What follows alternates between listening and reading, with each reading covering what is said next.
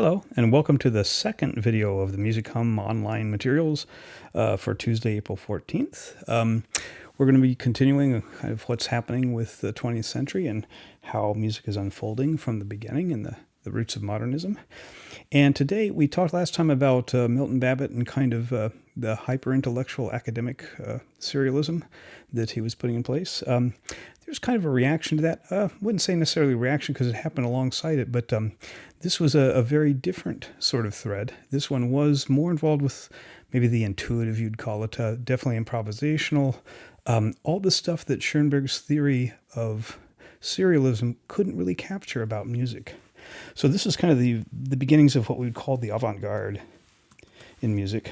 And there's one figure in particular who's kind of the grandfather, great-grandfather at this point of a lot of this activity, and that was John Cage. Composer, musician, philosopher. Cage he was born in 1912 in Los Angeles and lived to 1992. Very influential in his work, in his writings, in his whole outlook on things.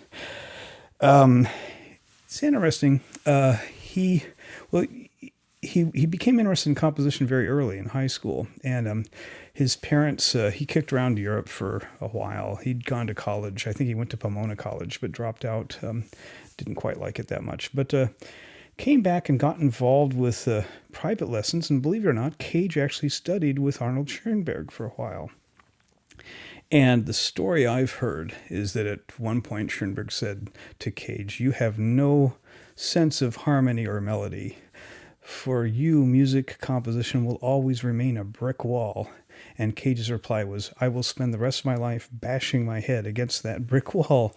I've heard different versions of the story, but the fact of the matter is he did work with Schoenberg, was actually quite enamored of the 12-tone system, but then became kind of disillusioned with the music he was producing and was casting about for different things. He had kind of a tough time of it, kind of making ends meet. He took odd jobs, teaching here and there, moved to San Francisco for a while, and ultimately moved up to Seattle, where he started working with a percussion ensemble.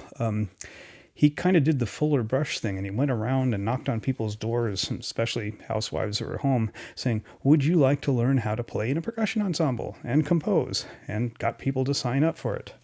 The percussion instruments he got were basically found objects, he called them. He went to junkyards and got brake drums and everything and started writing music for this kind of makeshift percussion ensemble, and actually gained a bit of notoriety.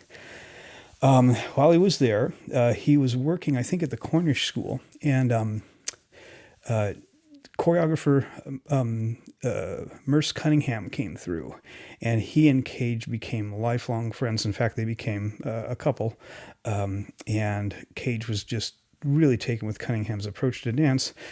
Ultimately, Cage wound up moving out to New York. He took a side trip to Chicago and everything, and in New York, kind of really fell in with the avant-garde art crowd at the time. Jackson, Pollock, Modigliani, all those guys, and not Modigliani, whoever. But he became kind of a figure on the scene. And Cunningham said, "Hey, I'd like to do a tour, and we could use your percussion stuff." Well, the problem is that it was too expensive to have a whole percussion ensemble go on tour. So Cage thought of himself as an inventor. His father was an inventor, and he came up with this bright idea of a thing he called the prepared piano. And basically, he turned the piano into a percussion instrument by sticking things, erasers, paper clips, and such like that, in between the strings of the piano. And instead of a piano sound, a very clanky sound would come out. And basically, he could then be the entire percussion ensemble himself, accompanying Cunningham while he did his dances. And it's actually pretty cool music. I'm going to play you one of his prepared pieces. This is his Piano Sonata No. 1.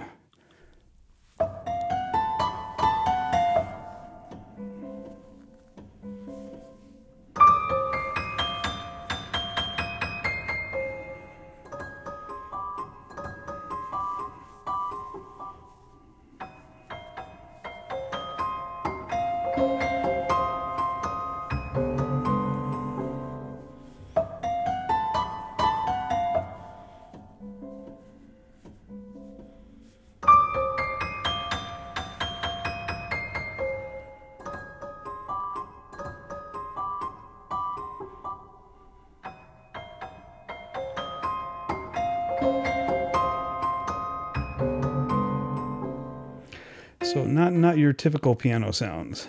Really, like I said, very inventive. I really think this is wonderful music.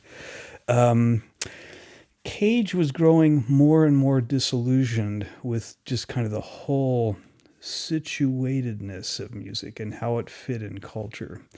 And he was kind of casting about. Obviously, he had a questing mind. And he happened to attend, right here at Columbia University, some lectures by the Zen Buddhist scholar D.T. Suzuki, who was introducing Zen Buddhism to the United States kind of intellectual world back in the late 40s and early 50s. And Cage found a real resonance with his kind of forming ideas about how to approach composing, how to live his life, what music could be. And as a result became the anti kind of hyper-intellectualized composer, in that his philosophy, composition should have no intention. It should just be. Sounds should be allowed to be themselves. And with this philosophy, he wrote what was his most famous piece called 4 minutes, 33 seconds. The length was chosen by what he called chance operations. I'll talk about that in a second. And basically, the piece is to be done just in silence. The performer comes on stage and just sits there for 4 minutes and 33 seconds. Now, if we were actually doing this in a class, I would perform this piece for you because it is kind of remarkable. At first, it's like a joke and it's kind of goofy and you sit there, but it's long enough that after a while you start noticing all the sounds around you. You go, wow, what is music? How is music defined? You know, this is kind of a big essential question now that we ask in the 21st century, you know, and you become aware of all these sounds. And that's exactly what Cage was trying to do, was to make you hyper aware of your being and your existence. And yeah, definitely, you know, steeped in Buddhist philosophy. Now, I'll just mention one more thing. And I've got a little experiment I'm going to do in class. But the one thing is that he explored through his studies with Buddhism what he called like chance operations. And he used the I Ching as a kind of the oracle for this. This was that system of, I wouldn't say predicting, but kind of reflecting upon possible futures by throwing sticks. And you would get these 64 different hexagrams or combinations of these sticks. And each one had a text accompanying it. And that would give you something to reflect upon about, you know, what might be in the offing. And Cage used these. Actually, he used in particular the aleatoric, he called aleatoric operations.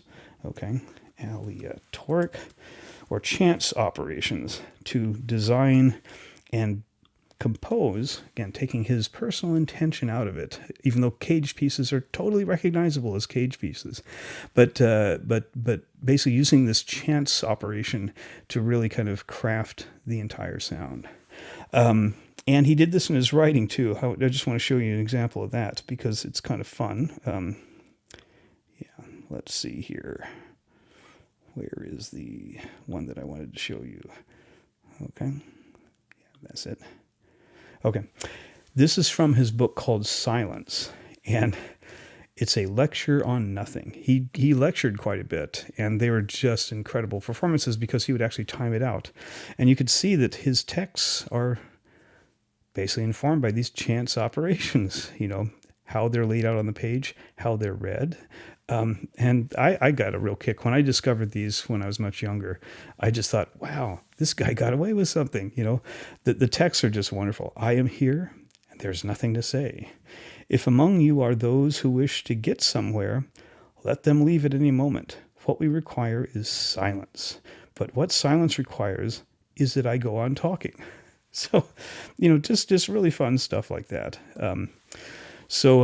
Yeah, and Cage's approach and his notion of kind of exploding what music could be, again, everything that Schoenberg's theory didn't talk about, found real resonance in a lot of performers and composers and artists in the world. So we'll talk about that in the next video.